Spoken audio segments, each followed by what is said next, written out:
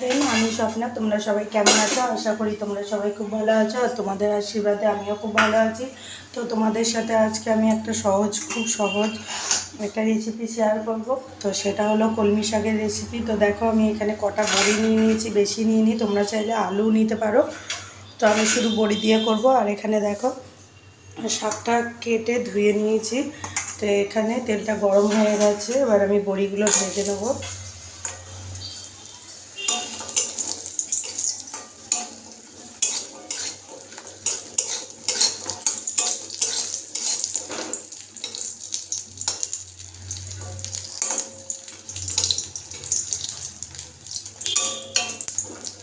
বড়িগুলো দেখো ভালো করে ভাজা হয়ে গেছে, এবার আমি থালায় তুলে নিচ্ছি।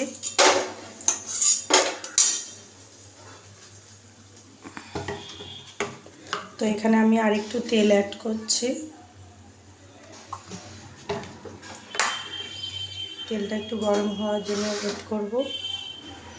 তো তেলটা গরম হয়ে গেছে, এখানে এখন দিয়ে দেবো হলো একটা শুকনো লঙ্কা ভেঙে আর একটু কালো জিরে। প্লেটটায় মনে হয় জল ছিল। তো ফোড়নটা একটু ভেজে নেবো ভালো করে।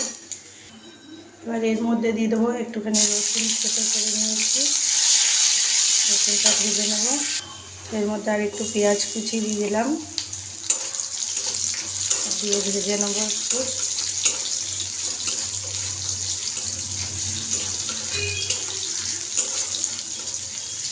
আর একটু ভাজা ভাজা হবে।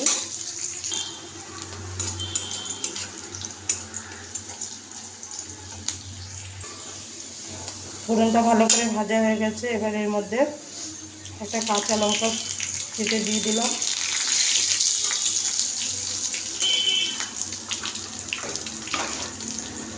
এবার এর মধ্যে দিয়ে দিচ্ছি কেটে ধুয়ে রাখা শাক।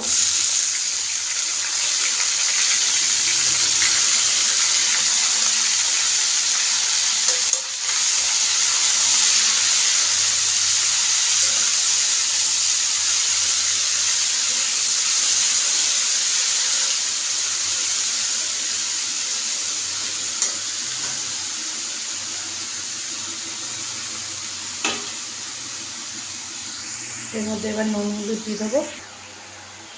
তো এবার এর মধ্যে দিয়ে দিচ্ছি স্বাদ মতো নুন,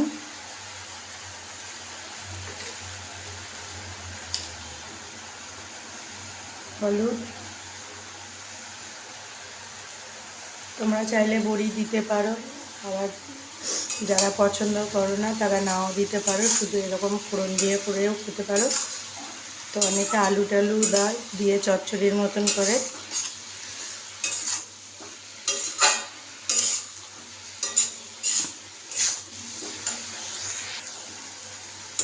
তো শাকটা এবার আমি চাপা দিয়ে দেবো।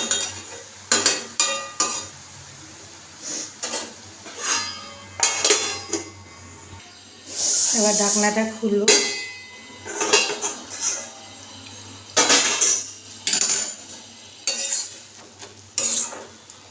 এবার এর মধ্যে দিয়ে দেবো ভেজে রাখা বড়িগুলো।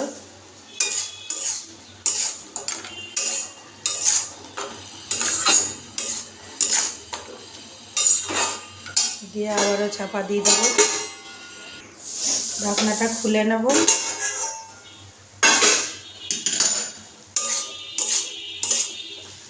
বড়িটা নরম হয়ে গেছে, বড়িগুলোকে একটু ভেঙে নেব।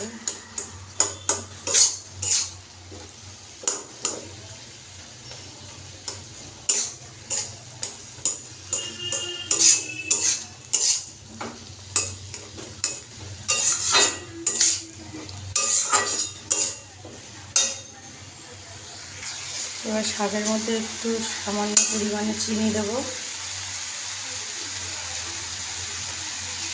দিয়ে শাকটাকে আরেকটু শুকিয়ে নেব। তো তোমাদের যাদের আমার রেসিপিটা ভালো লাগবে প্লিজ লাইক কমেন্ট সাবস্ক্রাইব করে দেবে। দেখা হবে পরের ভিডিওতে, ততক্ষণ সুস্থ থেকো, ভালো থেকো। তো বন্ধুরা শাক একদমই রেডি, শুকিয়ে গেছে। তো টাটা।